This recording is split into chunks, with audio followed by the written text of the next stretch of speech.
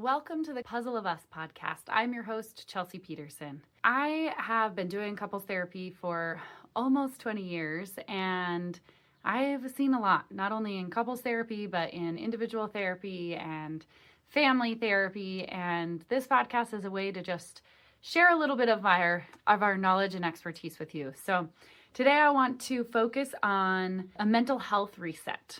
Simple shifts that make a really big difference. So when you're thinking about this, and kind of the idea I had when thinking about this was that we're thinking and looking at like, I just need, we all know those days where it's like, I just need something different.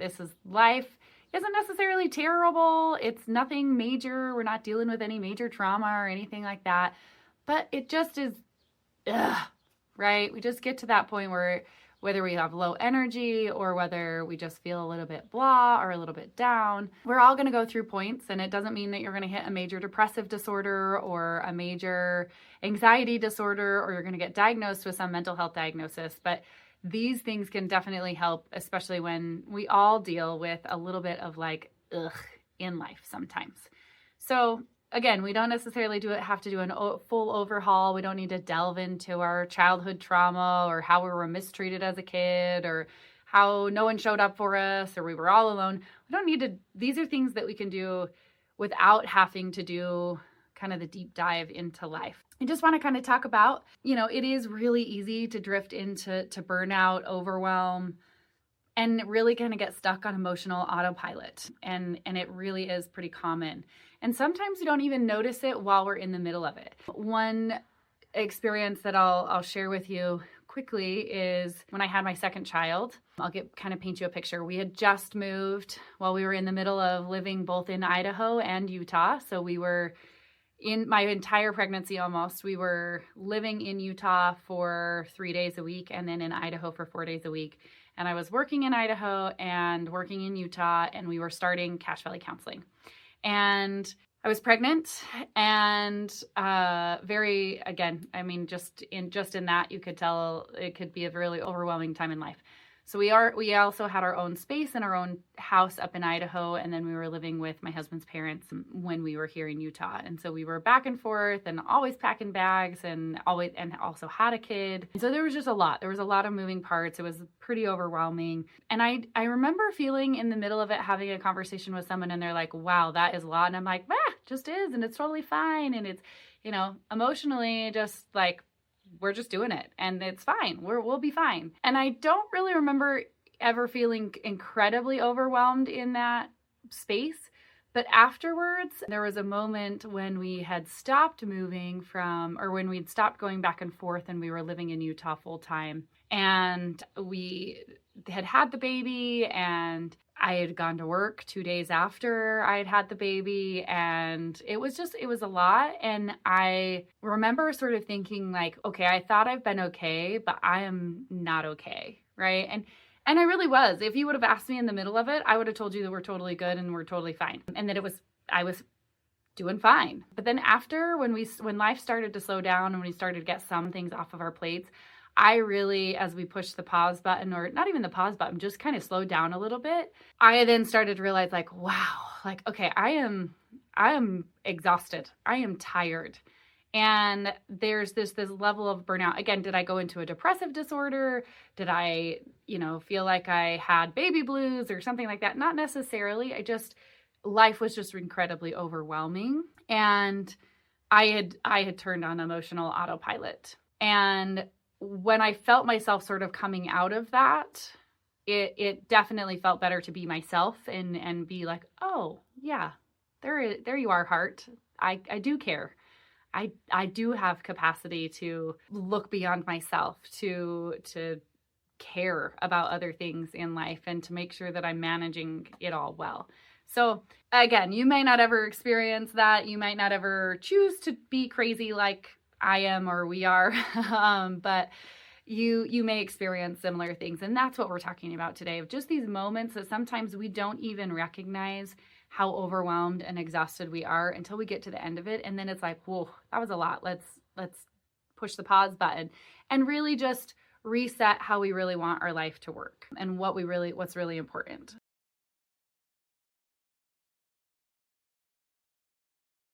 And one of the things that, again, this is, I practice this stuff. I also help people learn how to practice it.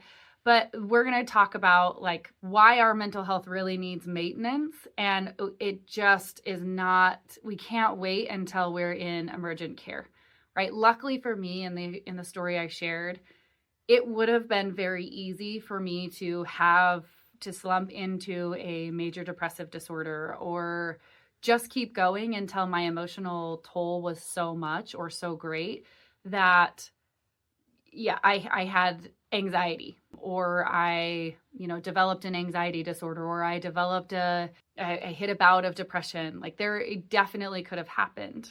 And so I want to just recognize that this is why like mental health maintenance is really important.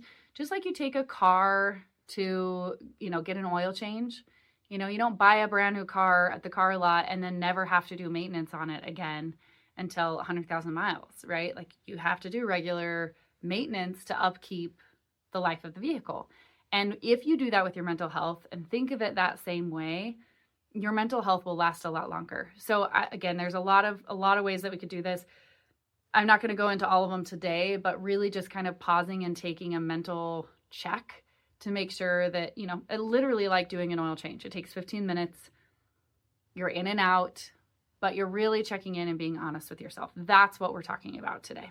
Things are a lot harder to come out of when we are in a mental slump, and you go to doctors and say like, I don't feel myself, and then it's going to be a whole run around in the medical world. And oftentimes it's the emotional toll of just kind of the emotional or mental pulse that you have on yourself and how it's going. Mental maintenance are really small habits that keep emotional clarity and resilience strong. So again, it's without having to go through a bunch of therapy, get on a medication, look into the past, dig up trauma, all of that stuff. These are just little things that you are doing every day.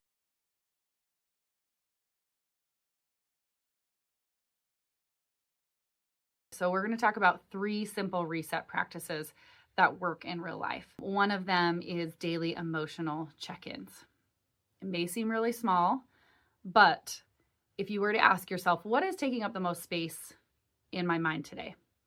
What am I spending most of my time thinking about? Where's my brain at today? And really just kind of check in. And sometimes it's, I'm thinking of past things. I'm thinking of future things. Maybe I'm not thinking of anything. Those are the things you just want to make note of and check in and get curious. The more we can stay out of judgment, the better off your headspace, emotional space is going to be. So purely get curious as to, that's interesting. Why am I not thinking about anything? I feel like I have a lot going on right now. Why do I not seem like I care?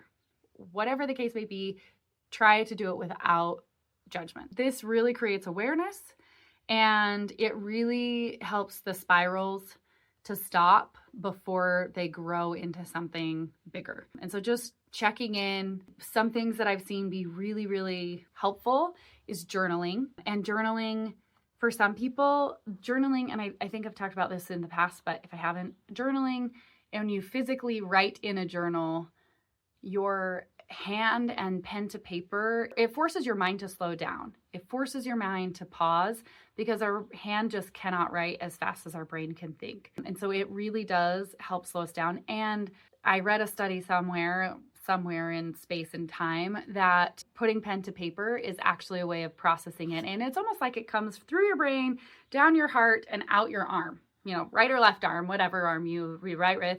But it comes out your arm, and it's a way of freeing and letting it go.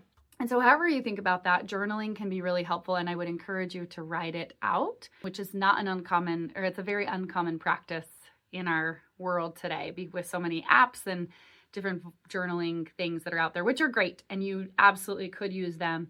There are a lot of apps that help you kind of check in with yourself of just recognizing your emotional space. How am I feeling today? There's a, I'm not getting paid for any of these or have any, but I do like, there's several apps. How We Feel is probably my favorite app right now. It's really easy, and you can also share it with other people.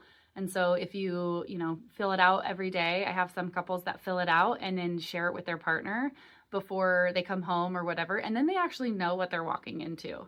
Oh, she's had a hard day at work. Oh, he is really struggling. He's really stressed. And so they're able to share that, and they feel just more ready, instead of always like, being a little tense of like, okay, where are we at today? And sort of looking at the thermometer or feeling the thermometer between them. They're able to just talk about it. Voice noting is also something that's fairly common these days. People are used to video recording something, video journaling, talking in the camera and telling themselves like, this is how I feel today. This is what's going on. But talking about it, whether it be voice noting or video chatting, or, people use Marco Polo or, things like that are like video apps instead of just like sending pictures, but things that you can record, either voice note or a video recording of some way. And you don't have to share them with anyone. You can just keep them in your photos or keep them in a journaling app, or things like that can be really, really helpful in just processing where you're at, checking in with yourself of where you're at. Hey, Chelsea here. I wanted to tell you about our relationship course titled Blueprint to a Lasting Relationship. It helps you navigate the core dynamics of your relationship. You'll discover your partner's conflict resolution style, how to discuss money, religion, intimacy, and so much more. If you want to build a stronger relationship with the love of your life, then click below to learn more. The 2-minute rule is the second principle that I want to talk about. And the 2-minute rule is doing something for just 2 minutes that you don't usually do that helps you slow down. Things like meditation, stretching, cleaning something, like deep cleaning something, breathing, but doing something out of your norm that sort of forces you to focus and slow down. There again, lots of apps out there. I love and hate YouTube, but YouTube has so many meditations out there, and you can get really specific. Give me a 1-minute meditation. Give me a 2-minute guided meditation. Give me a 10-minute self-reflection meditation. And you can get really specific. Help me at the ocean, right? Give me a meditation at the ocean. Give me a meditation in the forest. All of these things. When I first started doing therapy, there was not YouTube, and there was not any, I remember one of my first couple of clients actually having to record it in session with us, and then they took it home and listened to it. Guys, that's how long I've been doing therapy. That's a long time. Our technology has also become incredibly advanced, but now YouTube is like my go-to source. I'm like, pick something that you like. You like being in the beach somewhere? You can find it. You can find a meditation on it. So find something that, and the more narrow you can get, like a specific thing that like a woman's voice, man's voice, different accents, dialects, like there are all sorts of ways that you can get really specific on what you want to find on YouTube. So I would make a playlist of meditations, 1-minute meditations, 5-minute meditations, 25-minute meditations, and find a way to help yourself do this. Prayer is also a form of meditation. However you do it, however you use it, being able to kind of push pause and slow down. That's the hope.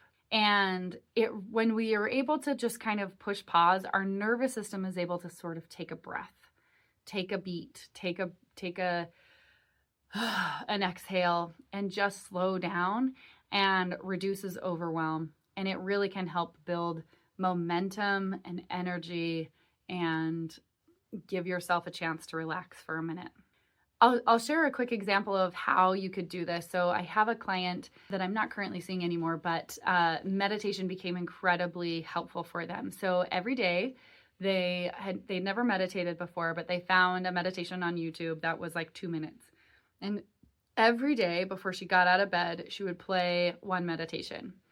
And that's how she started her day, every day. And just a lot of things going on, a lot of things that she couldn't control, a lot of things that were just out of her hands, and created a lot of uncertainty. And so there wasn't a lot that she could do to really decrease the anxiety, but she was at a very anxious state most of the time. And so in order to get rid of it, sometimes she'd almost created some like OCD type tendencies, and to not have to keep doing those kind of OCD habits, she used meditation instead. And the meditation really helped her just slow down, control what she could control, and then let the rest go. And so she did this at night or in the morning before she said she would do it before her feet even touched the floor. So before she would even like get out of bed, before she even would do anything else in her day, this is how she was starting her day. And then as she was going to bed at night, she was also married and had a family and kids and things like that. So she had a lot going on and often didn't get time to herself. So she would try and do it for lunch, but lunch was kind of a hit or miss thing and couldn't always do it. And so she always did it at bedtime too. So morning and night, took 2 minutes to do a meditation. And that practice of being able to kind of feel herself slow down she was able to put in higher stress situations in the middle of the day when she could feel the anxiety sort of, she described it as it would like rise, like rising water. You could just like see it happening. And she felt like she could feel it in her body rising up and then like spilling over. And so as it was rising, as she felt it rising in her body, rather than just letting it spill out, she would be able to use some of those meditative practices to help sort of like almost be a sub pump at the bottom of herself and just like let some water out before, so it wouldn't keep rising. There's lots of ways that you can do that, lots of ways you can practice. I have lots of examples. Another person, meditation also, they did it for like a 15-minute meditation every day. So instead of doing it for short blips, it was a longer time. She was a single woman, didn't have any kids, could take 15, 20 minutes that was uninterrupted. So she would take that and really practice the art of meditation. And as she did that, again, she just become more familiar with it. And then the racing thoughts and the kind of ruminating thoughts, she became much easier at sort of mitigating them, pushing them away, not helping them to continue. So lots of ways that slowing down and giving our nervous system a break can really be so incredibly helpful.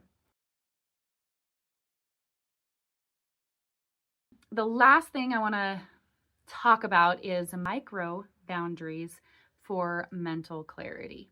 So micro boundaries, you may have heard this term before, you may not have, but micro boundaries are tiny shifts like turning off notifications or saying, I'll get back to you tomorrow, or blocking 15 minutes of alone time. Some things, again, it's not these like huge, I can't be friends with you, or, you know, in our fast-paced world, there are a lot of things coming at us all the time that we oftentimes in today's society, in our world, feel like we have to respond right now. And I know for me, when I feel this, I feel like if I don't do it now, then I won't remember.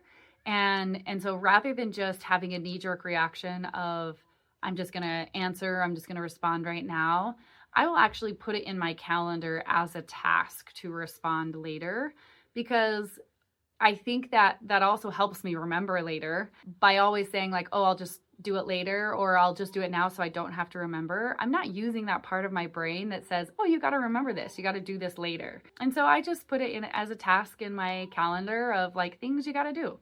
And whether it be send a text or I am loving the feature, like send at a later time, an email sent at a later time, things like that, because then I can mentally brain dump it, but then it doesn't actually get sent until later. And so then the conversation isn't going to continue when maybe the conversation needs to continue, but I'm not ready for it right then. I'm busy, I'm occupied doing other things.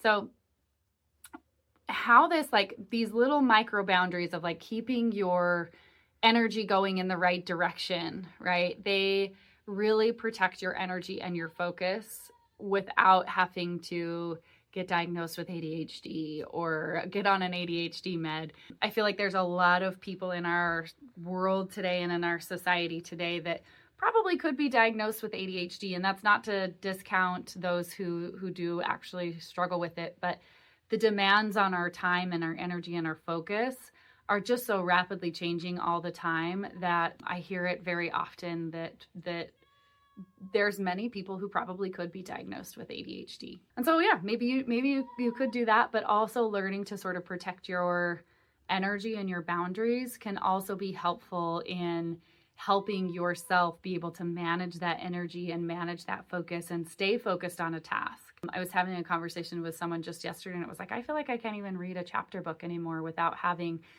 so many different things interrupt and disrupt and feel like my mind and focus is going all over. And that is very, very much the case for a lot of people. And so I would very much encourage you to set micro boundaries for yourself of really protecting your own energy, space, and time.